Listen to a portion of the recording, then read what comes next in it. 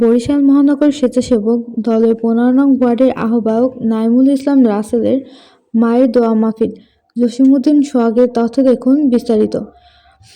মাহফিলে উপস্থিত ছিলেন বরিশাল সদর ৫ আসনের ধানের শীষের প্রার্থী ও মাননীয় সাবেক প্রধানমন্ত্রী দেশনেত্রী বেগম খালেদা জিয়ার উপদেষ্টা ও সাবেক হুইপ ও বরিশালের প্রাণীর মানুষ অ্যাডভোকেট মজিবুর রহমান সরোয়ার।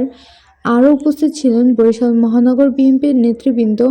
বরিশাল করিমকুটি জামে মসজিদে দোয়া মাহফিল অনুষ্ঠিত হন। এতে মরহুমার রুহের মাগফিরাত কামনার জন্য সকলের কাছে দোয়া চাইলেন অ্যাডভোকেট মজিবুর রহমান সরোয়ার। তিনি আরও বললেন, আমি সকলের কাছে দোয়া চাচ্ছি, আমি চাই বরিশালে আরও উন্নয়ন করব। আপনারা আমাকে সহযোগিতা করবেন, আমাকে দোয়া করবেন, আমি সবার কাছে দোয়া চাচ্ছি।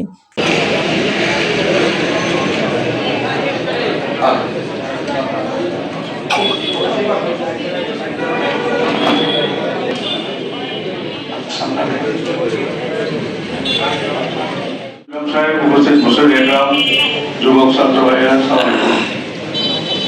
আমি স্বেচ্ছাসেবক দলের সভাপতি রাসেল ও মায়ের মৃত্যুর এখানে কুলকানিত অনুষ্ঠান জুড়ে।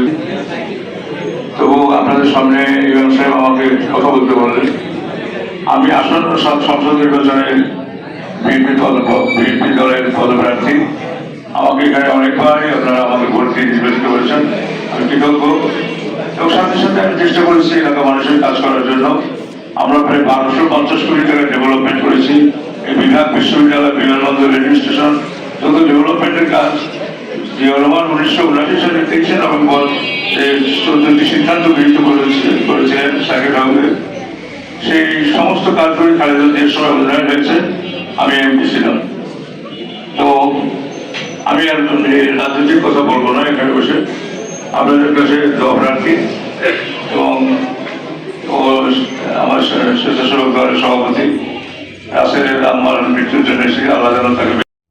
ITV বাংলা।